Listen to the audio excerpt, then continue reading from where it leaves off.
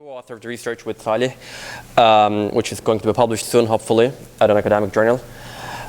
So I agree with the previous presenter. We also sort of look into Tunisia and see it through the lens of institutions, basically, and how institutions matter in democratization. But there is one particular institution that we focused on, which is the party system.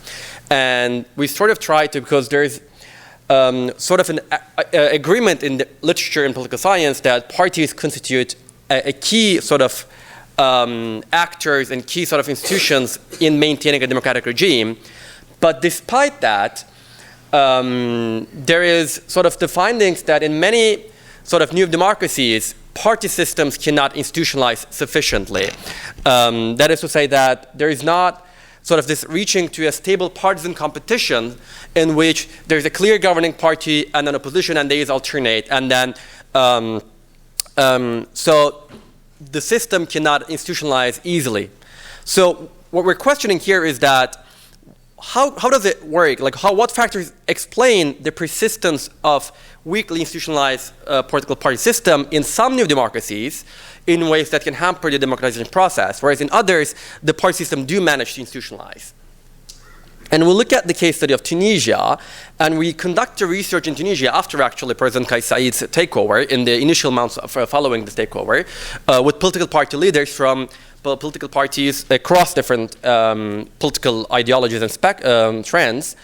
But there is one sort of key theoretical thing that we look at through is that the concept of historical institutionalism, which basically looks at the foundation of institutions historically and their long-lasting effects, and looks at the key moments in history called critical junctures, and how these key moments give the actors the chance to redesign the institutions.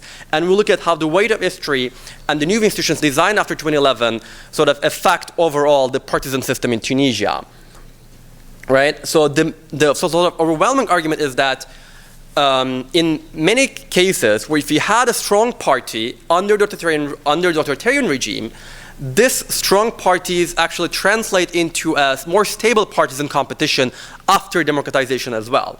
But Tunisia actually didn't work that way, because Ben Ali's Tunisia had a very strong political party, RCD, with close to 2 million members, with a lot of linkages in society, bureaus everywhere, a really strong party, as opposed to actually Mubarak's party in Egypt, for instance. And there is also the overwhelming argument is that civil society is good for democracy, that if you have sort of actively functioning civil society actors, be it NGOs, be it unions, all these things, they also help sort of democracy prosper. This is a very common sort of argument in the theory of democratization. And sort of in our argument, we're going to see that these two necessarily don't really fit into Tunisia.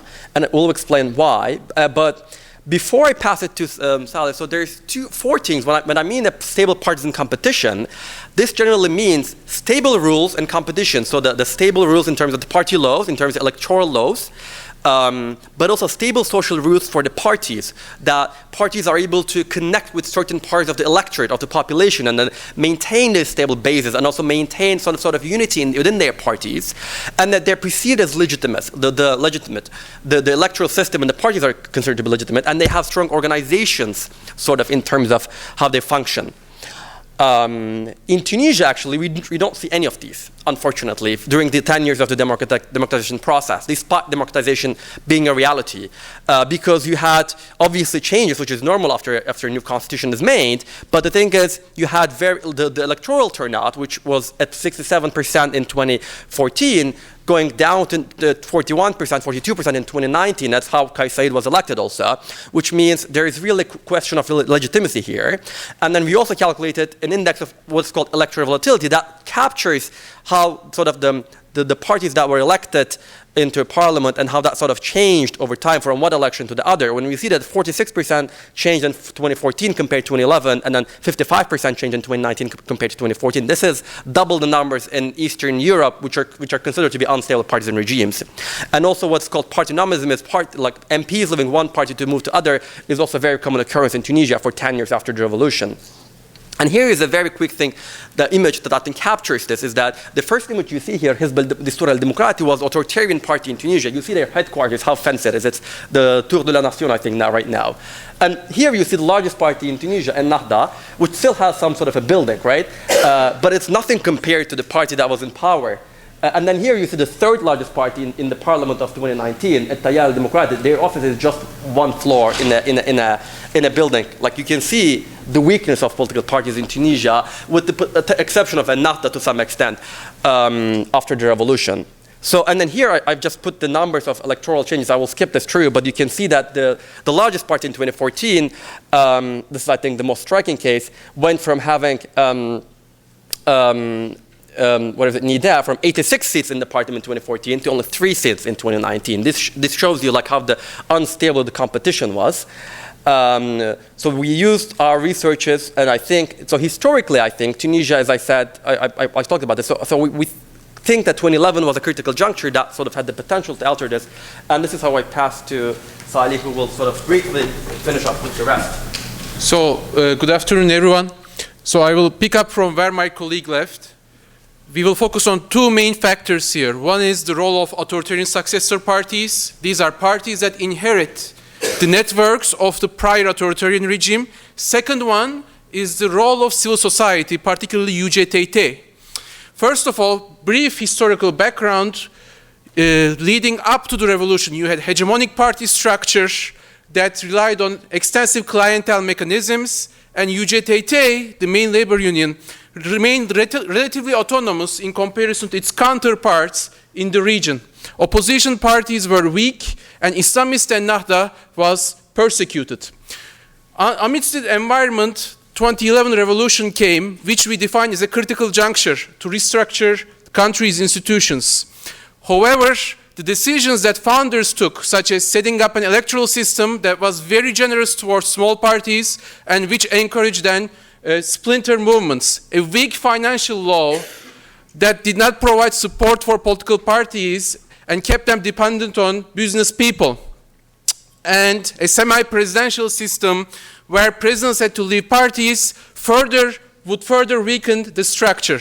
As the RCD or authoritarian party was banned, it could not initially activate its networks leading up to the initial elections. The Troika government created an uneven system dominated by Ennahda, the largest Islamist party, whereas the UJTT or the union remained as the only capable oppositional force.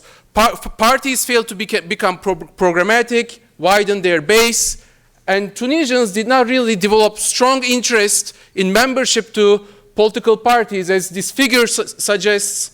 Membership level in political parties remained around 2%. So very briefly, I would like to discuss about UJTT. It's a very powerful union. It has membership of around 10% of working age population. It was instrumental in catalyzing the revolution. However, after that, it acted as veto player.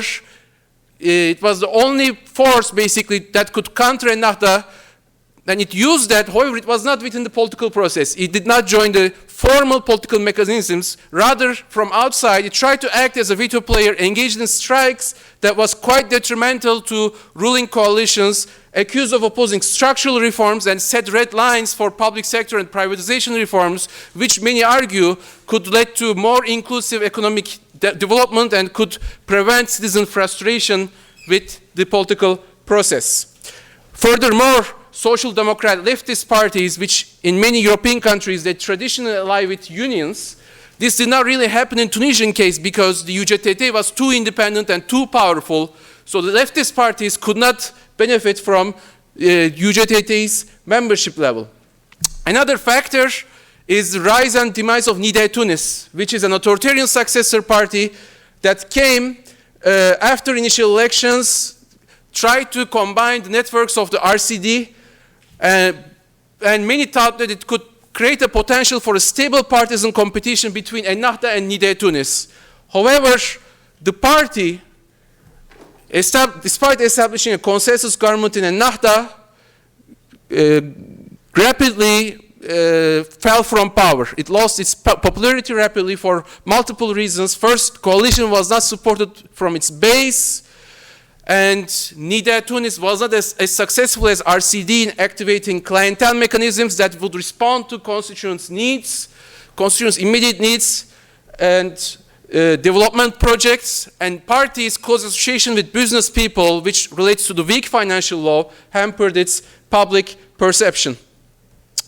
So I'm not going to go any deeper about consequences of this because I believe our colleagues covered this issue very well.